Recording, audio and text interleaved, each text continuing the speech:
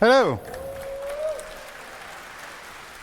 I'm Thorsten Leimann, lead systems designer for the EUPU team, and welcome to this little presentation of our most ambitious feature that we are working on for quite a while already. We already talked about it several times, but this time it will be a little bit different. So before we start jumping into the presentation, here's a little disclaimer. Everything that you are about to see in this presentation was done by the EUPU team, so, well, mostly. We got help from the vehicle content team and the VGPU team. So what you will see here is mainly placeholder art that was either done by Guillermo, Bastien, or me, so members of our team, and it's gameplay that we focus on in this presentation. So what you will notice here is also that the UI is still work in progress, so visual changes even throughout this entire presentation. So we are still iterating. But let's start with the actual presentation. Those that follow us for quite some time probably know about the resource network already, but let's do a brief recap. We will be talking here about our technology, that is resource network, and the engineering gameplay that can be called a child of the resource network. The engineering task will allow you to manage your ships, outposts, and possibly other things. Let's have Guillermo talk about the technology first. So welcome on stage, Guillermo.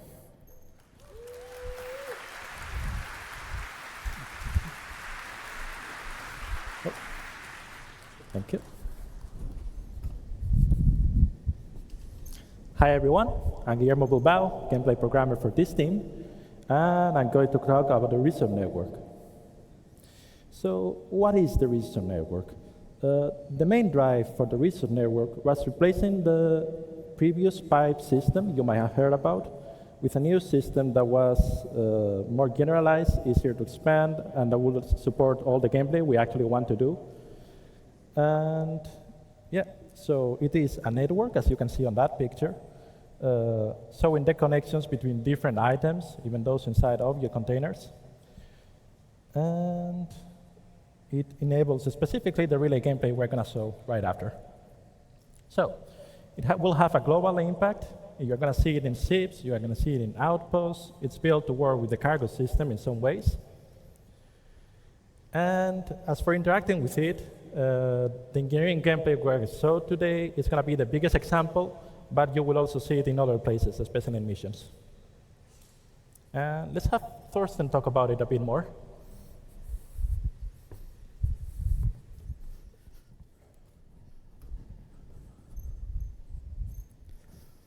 So hello again.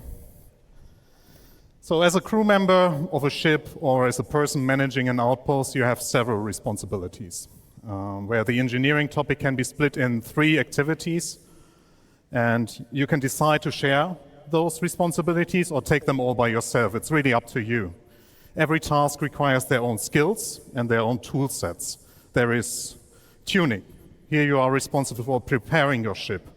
Your journey did not start yet, so you adjust your ship items based on your goals for the travels.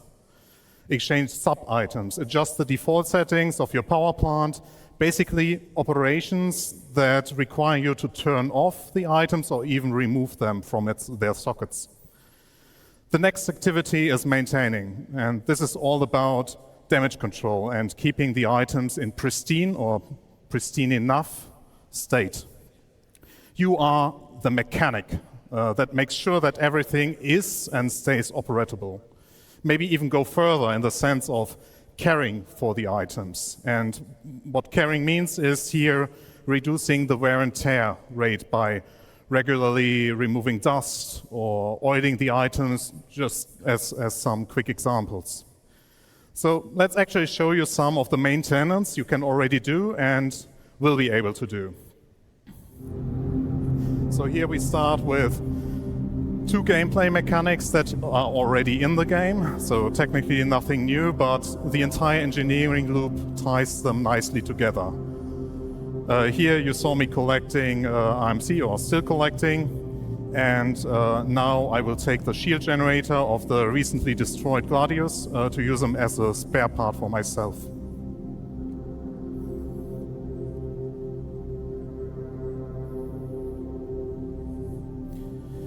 So all of this is of course optional. So you can purchase those items already and in the future even assemble them for yourself. So crafting.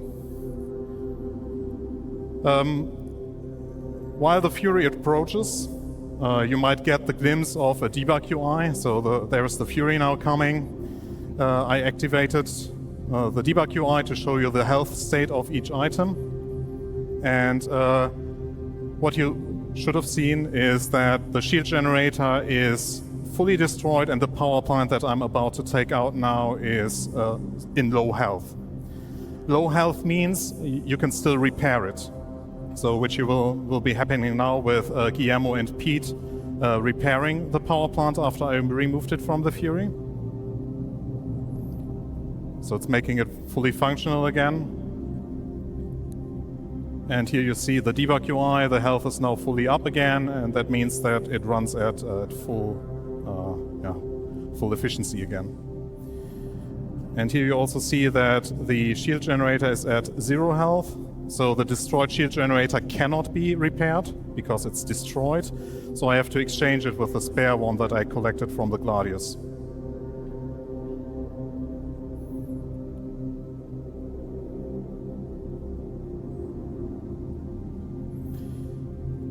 So with all those repairs being done, the Fury is operatable again and it can go its way.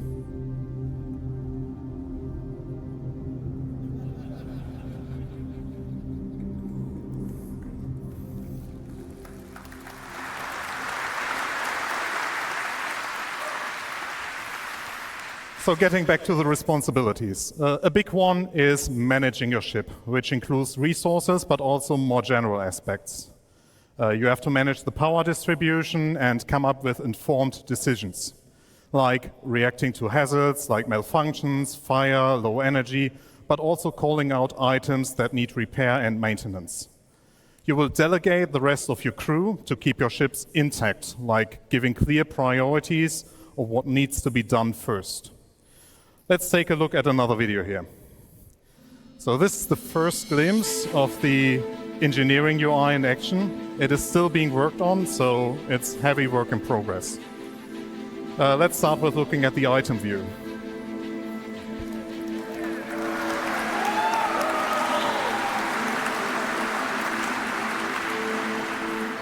So you can see the full setup of the network with the relays, the green dots connecting to each other, and the relays connecting to the items. Color and shape below the icons should help you identify the different item types, like power plants, weapons, also helping differentiate between consumer, producer, and converters. You can tell the current state of the item, that means the amount of energy it produces, consumes, or has stowed, the health state it is in, the current wear and tear on the item, and the current state it runs in, like charging or being in an idle state. You can directly interact with these items, turn them on and off, and in the future even switch their states. If you hover over a relay, that I will be hopefully doing soon, you will also see that the amount of fuses that are still active and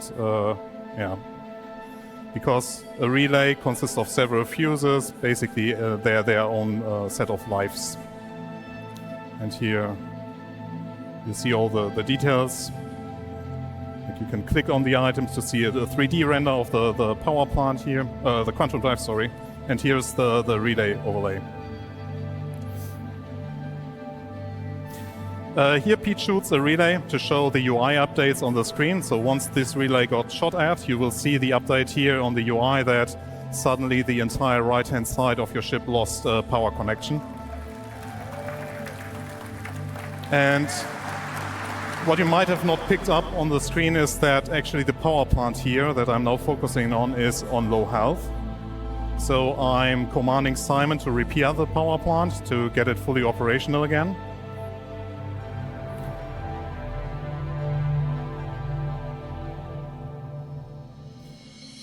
So, something to highlight here, take a closer look at the doors. Since we also track the door states, you see that you can watch movement inside your ships now nicely.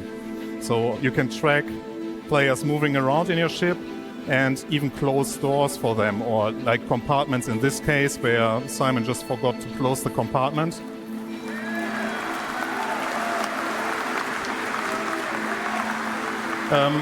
Yeah, so Pete destroyed the relay, but we need the ship in fully functional state. So yeah, I'm running now with a fuse and place it in the relay, so make the relay work again. What you can also do with the doors is that you can create safe pathways, because you sitting at this engineering screen have more information in regards to your ship than the others. So you open doors to create a path that the players on your ship have to take. Now to the room view. That is mainly the life support controls plus controlling all doors.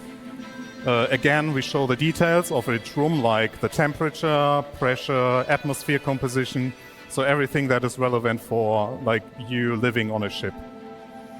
We also show the door states, where you can now have precise control over each door in your ship, as you see here.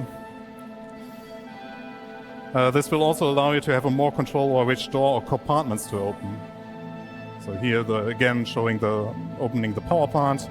That also helps very much in already telling players, hey, you should repair this item, so I open that door for you, and they directly know which item you mean. It also allows us to control like the outside-facing doors much better. So you can directly open, if you just want to open the left side ramp, or the front-facing ramp, or the back-facing ramp.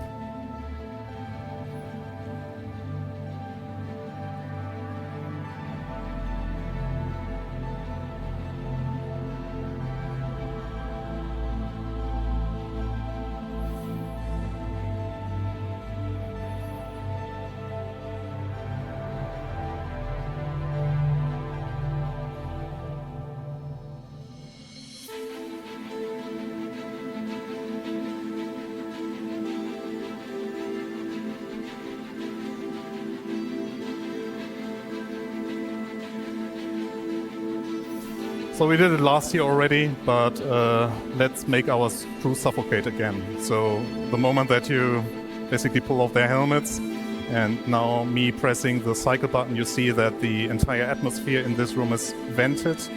And yeah, well, the consequence is death.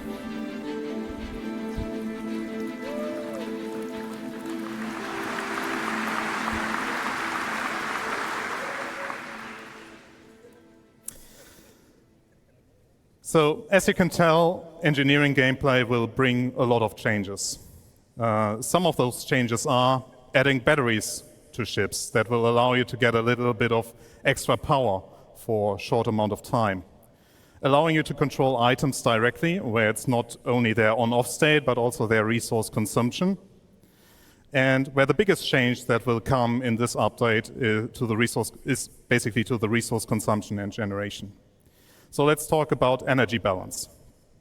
Currently, ships are balanced such that they consume less energy than they produce.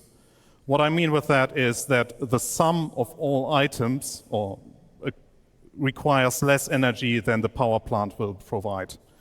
And this has to change. The energy rebalance that I will explain to you now will affect mainly bigger ships. Single-seaters will still behave like they do now.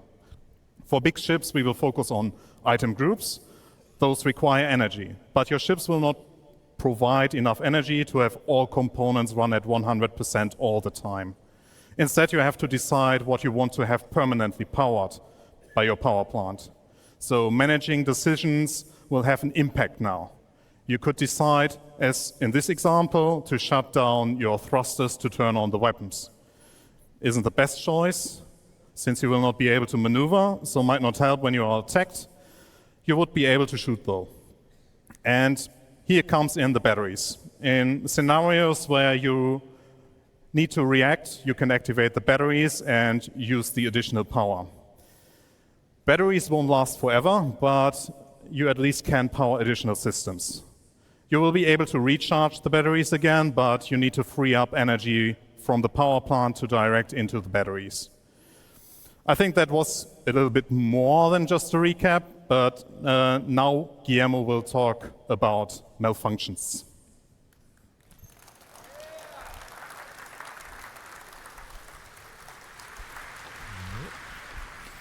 So I will talk about malfunctions real quick and get you guys to the next video since we're a bit behind schedule.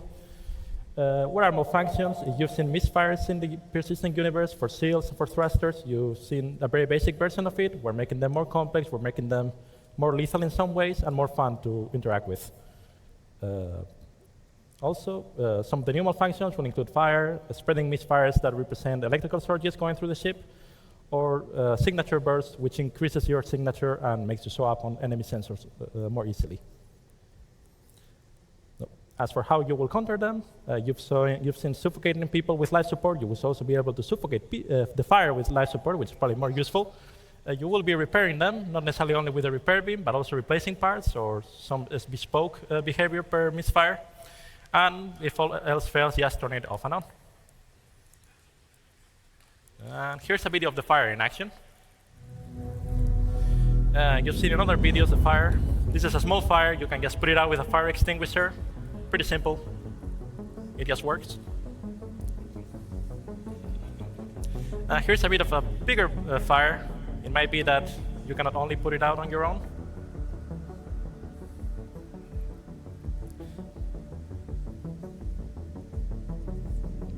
So here we have one crew member that's going to try to put it out with a fire extinguisher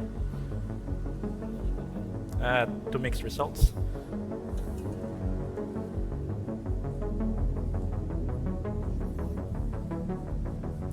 And here we have the option of using the life support system thrust set up before and just venting the area.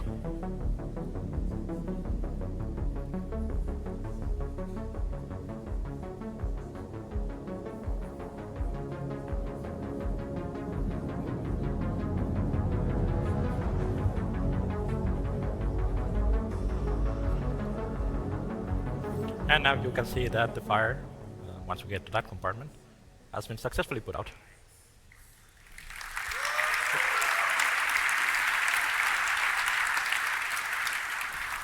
Okay, so let's get Thurston back on stage. You saw a lot of the systems in action, but let's get a video of one of our play sessions, which is going to probably show it a bit better. So, yeah. I have to excuse myself already because I was leading this group of players being attacked by the Gladius, and I did a poor job, but more to that in that video. Yeah, Guillermo, I wanted to talk about... So for this demo, we have modified the damage system slightly to represent impact penetration on a very basic level. So you are going to see that the quantum drive is going to be hit by the Gladius attacking the ship. So, yeah, being attacked by a Gladius for an A2 isn't like a big challenge, but in this setup we were not like fully staffed. That means we had our engineers running around and yeah, no one being seated in the turrets. So, yeah, our goal was basically to flee the Gladius, and yeah, with the Gladius actually shooting the quantum drive and damaging it, I thought, hey, it's a good idea to tell Pete and Simon to repair the quantum drive as a priority. As you can see, I somehow missed that the habitation room caught fire. I tried to, yeah, well, prevent further damage to it, but yeah, I failed. Yeah, so that was causing a bit to the panic, so I even got distracted in this moment. So we managed to have the quantum drive survive, but here I notice, oh, actually the power plant also starts to take damage, and at this moment I'm also telling Pete and Simon to switch their attention to the power plant, because if we lose the power plant, it's also like almost impossible to flee. So here I realized, oh my god, we are going down fast, and I think at this point now, yeah, I opened the compartment to make it access faster, but that was already too late, so the power plant died. And yeah, so the backup is to activate the batteries, which I did here. So the Simon and Pete still tried their very best to fix it, but yeah, didn't manage to. The attack moved to the forward side, targeting the batteries, because the player who was attacking us actually knew the ship layout. And yeah, here I noticed that the second power plant is also got attacked, so have to redirect our mechanics to it. And at this point we wanted to flee, and then I realized why doesn't the quantum drive work? And as you saw, that there is a relay that also got destroyed. So here you see it very clearly that with a relay being destroyed at the quantum drive position, that means that the quantum drive cannot be accessed from the pilot seat. That means that I also had to get that repaired. So it was a bit chaotic. Everything was also happening a bit too fast. Here, trying to save the second power plant because we were already running out of battery life. So yeah, if we would have lost the second power plant, that would have been our certain death. And I think at in the next part of the video,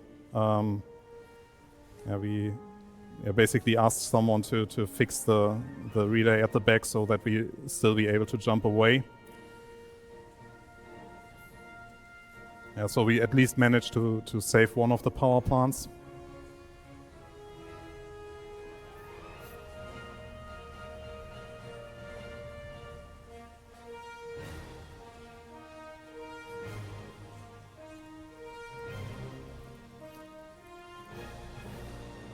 Yeah, that's now, I think it was Pete running there and fixing the fuse. And the next step was the pilot trying to push the quantum drive, but it was too late. We died. And the end of the show. Yeah, thanks.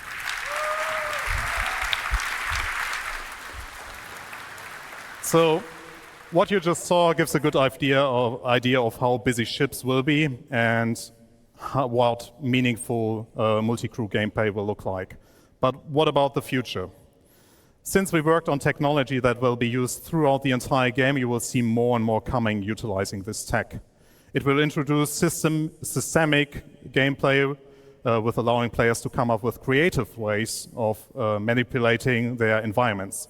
Sabotaging a power plant or destroying a vital relay that connects it all to shut down an entire enemy base that can include its life support or security systems. It would also tie in nicely with Maelstrom that you just saw, and anything that will break off will lose its connection to the network and therefore have an impact on its functionality. So it's a real systemic feature. The technology allows us also to take further steps into the crafting profession as well as in the base building, where both are related to each other. Bases built by player will also form resource networks and come with their unique challenges similar to ships. We are all really excited about the future of this tech and all the associated features. So there's a huge thanks for all people involved. So thanks to the entire EUPU team, the vehicle teams, Jared, active feature team, and the Arena Commander team. They all were super supportive to get this behemoth into a state that you could see here. And it's something that has been a long time coming, and we are really proud of it. So thank you for sticking with us on this journey.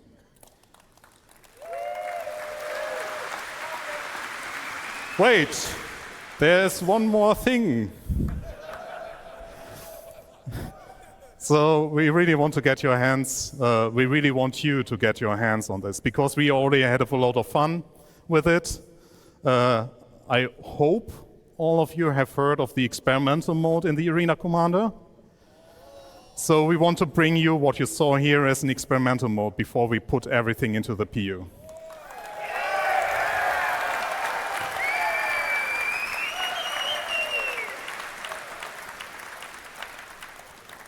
And this will be soon.